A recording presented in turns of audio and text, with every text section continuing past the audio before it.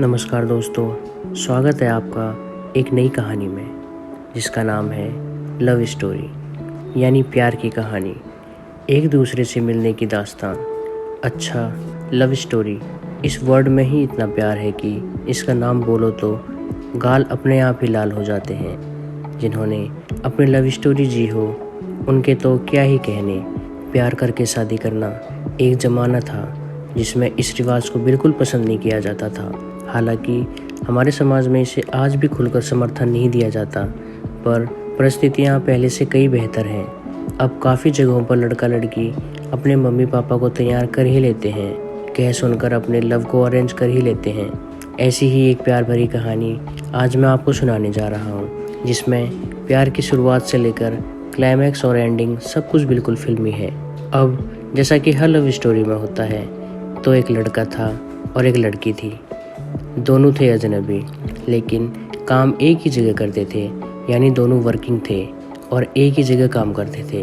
कभी कभार ऑफिस के ब्रेकफास्ट टाइमिंग में दोनों की नज़रें एक दूसरे से टकरा जाया करती थी, लेकिन टकरा के दोनों ही नज़रें एक दूसरे से हटा लिया करते थे।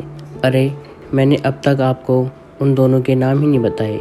तो लड़के का नाम कल्याण और लड़की का नाम अमिता है। अच्छा, तो कल्याण जो था वो अमिता को देखकर नज़रें नीचे कर लिया करता था, क्योंकि ऑफिस में उसका एक सीनियर था, उसकी भी नज़र अंजलि पे थी। और चूँकि अमिता के मन में क्या है यह बात अब तक कल्याण को नहीं पता थी, इसलिए कल्याण शांत रहता था। उधर अमिता के ऑफिस कलीग विनीता को लगने लगा था कि कल्याण उसे घूरता है। उसने एक बार अमिता से यह बात शेयर भी की कि तूने कभी कल्याण को नोटिस किया है, कैसे आते जाते हर टाइम देखता रहता है। अमिता ने सुना तो मन ही मन हंसी। अब कहानी का ट्विस्ट तो यही है जी, कि अमिता को पता था कि कल्याण उसे देखता है, लेकिन चुप इधर भी थी और चुप उधर भी। एक बार होटल ताज में ऑफिस की एनुअल पार्टी रखी गई थी। सभी आए, कल्याण और अमिता भी गए थे। अब कल्याण को लगा कि चलो आज अच्छा मौका है, थोड़ी बात तो मैं कर ही लूँगा। अमिता ने हालांकि ऐसा पहले से कुछ सोच कर नहीं रखा था, पर खूब तैयार होकर आई। अब एनुअल पार्टी थी, पूरे स्टाफ को आना था, तो तैयार तो अच्छे से होना ही था। खैर, पार्टी में दोनों की थोड़ी बात भी हुई, फिर वापसी थोड़ी फिल्मी सी हो गई। अब आप कहेंगे क्यों?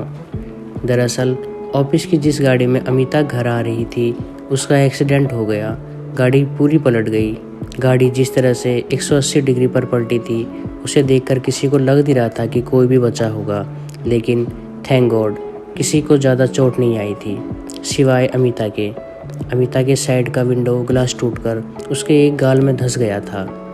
इस प्रेम कहानी का यह दर्द भरा इंटरवल ऐसा ही है, लेकिन इसके बाद की स्टोरी बड़ी मीठी और प्यार की महक से सराबोर है, क्योंकि इसके बाद मुलाकातों का सिलसिला बढ़ा। कल्याण के प्यार ने देखभाल और केयर का रूप लेकर आगे आने की हिम्मत दिखाई।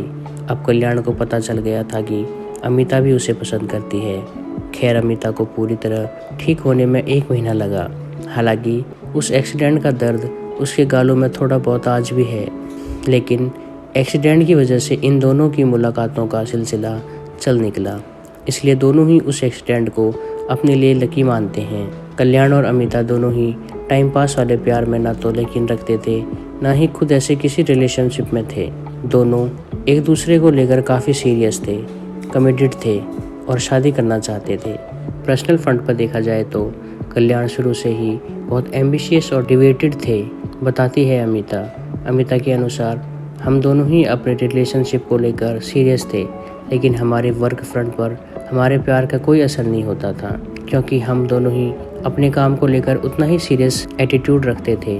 अमिता जहाँ नॉर्थ इंडियन है, वहीं कल्याण बंगाली।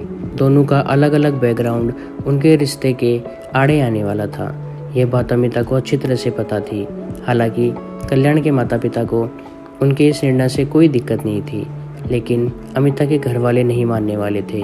यह वो पहले से ही जानती थी और वो अंत तक माने भी नहीं। चूँकि अमिता को यह बात पता थी कि उनके घर वाले इस शादी के लिए कभी राजी नहीं होंगे, तो उनकी समझ में नहीं आ रहा था कि क्या किया जाए।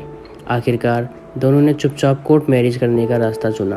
वो कहते हैं ना कि दिल अगर सच्चा हो तो मार्ग पर भगवान भी साथ देता है। उसी तरह इन दोनों का साथ भी भगवान शायद खुद दे रहे थे। तो उन्होंने चुपचाप कोर्ट मैरिज कर ली। 1 महीने बाद सर्टिफिकेट घर पे आ गया। अब चिंता थी कि इस सर्टिफिकेट को घर वालों को कैसे दिखाया जाए। फिर एक दिन अमिता ने दिल मजबूत कर अपने पापा को यह बात बताई और सर्टिफिकेट लेकर सामने रख दिया। अमिता कहती है, कभी तो करना ही था, उस दिन कर दिया। मैंने सोचा जितना टालूंगी उतना चीज़ें ख़राब होंगी, क्योंकि घर वाले पूरे ज़ोर से मेरे लिए लड़का ढूंढ रहे थे। बाद में कोई पंगा ना हो, तो मैंने सोचा इसे एक बार करके ख़त्म करो, जो होगा देखा जाएगा। वो आगे कहती है, आज बताते हुए यह बात एक कहानी जैसी लग रही है, लेकिन सिर्फ हम दोनों ही जानते थे कि उन दिनों हम किस तरह के ट्रॉमेल से गुजर रहे थे। इतना टेंशन रहता था, लगता था कि दिमाग की नसें फट जाएंगी। मेरे पापा एकदम रूढ़िवादी, पुराने ख्यालों के, उन्हें नहीं मानना था और वो नहीं माने। अमिता बताती है, मेरे पापा ने किसी फिल्म की तरह मुझे कुछ नहीं कहा, बस कल्याण का नाम और कहाँ काम करता है पूछा, और कुछ नहीं। पूरे घर में एकदम सन्नाटा, किसी ने मुझसे कुछ नहीं कहा। मुझे इस तरह के रिएक्शन से अजीब सा डर लग रहा था। मैंने कल्याण को फ़ोन पर पूरी बात बता दी और थोड़ा सा केयरफुली रहने की रिक्वेस्ट भी की, लेकिन जैसा कि मुझे डर था वही हुआ। पापा ने उसके ऑफिस कुछ लोगों को धमकाने भेज दिया था। है ना पूरी फिल्म में हमारी कहानी।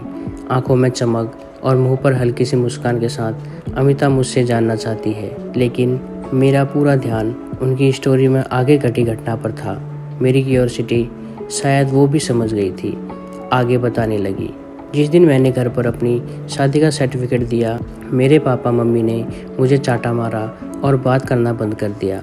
मेरा सर्टिफिकेट फाड़ने की धमकी दी, यहाँ तक कि खुद मरने की भी धमकी दे डाली। लेकिन मैं जानती थी कि ये सब मुझे इमोशनली ब्लैकमेल करने की कोशिश है। खैर, तनाव भरे माहौल में अब मेरे फिर से हैरान होने की बारी थी, क्योंकि कल्याण के खिलाफ मुझे बहकाने की पुलिस कंप्लेंट कर दी गई थी। पुलिस आई, मुझसे पूछताछ हुई, बयान लिए गए। बाप रे, अब सोचती हूँ तो लगता है कैसे कर पाए मैं इतना सब। लेकिन लगता है प्यार में सचमुच बड़ी ताकत होती है, तभी तो इंसान बड़ी से बड़ी मुसीबत हंसते हंसते सह जाता है, बिना टूटे बिना रुके। इन सारी दिक्कतों से निकलकर अमिता और कल्याण ने अपने रिश्ते को समाज के सामने नाम देने के लिए, या कहें एक प्रूफ देने के लिए, शादी और रिसेप्शन रखा। अमिता के अनुसार मेरे घर का ना तो कोई सपोर्ट था, ना ही कोई आने वाला था। कल्याण ने सब अकेले ही मैनेज किया, चाहे फिर वो मेरा लहंगा हो या शादी करने वाला पंडित। कल्याण ने सब कुछ टेक्निकली मैनेज किया। हालांकि बंगाली होने की वजह से उसे हमारे रीति रिवाज के बारे में ज़्यादा कुछ पता नहीं था, लेकिन मेरी बड़ी बहन जो फ़ोन पर उस समय सबसे छुपकर मुझसे बात कर लिया करती थी, उसने उसकी काफ़ी मदद की। जैसा कि अमिता ने पहले भी बताया है कि उनकी शादी में उनके घर से कोई शामिल नहीं हुआ, लेकिन उसकी बड़ी बहन और उसके पति सबसे छुपकर कुछ देर के लिए आ गए। लेकिन अमिता के पापा का सबको इतना डर था कि कहीं किसी की नज़र में ना आ जाए, इसलिए वह बस 1 घंटे में ही वापस चले गए और एक भी फ़ोटो नहीं खिंचवाई। हालांकि आज की डेट में अमिता और कल्याण दोनों बेहद खुश हैं।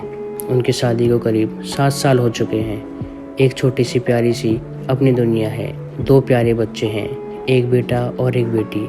अमिता का अपने मायके से अब संबंध पहले से काफ़ी नॉर्मल हो चुका है, लेकिन उनकी लव स्टोरी को एक हैप्पी एंडिंग देने में जो मेहनत और इमोशनल स्ट्रेंथ लगी, वह है इन दोनों की लव स्टोरी का सच्चा और मजबूत बॉन्ड।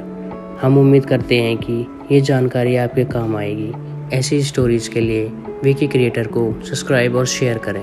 धन्यवाद।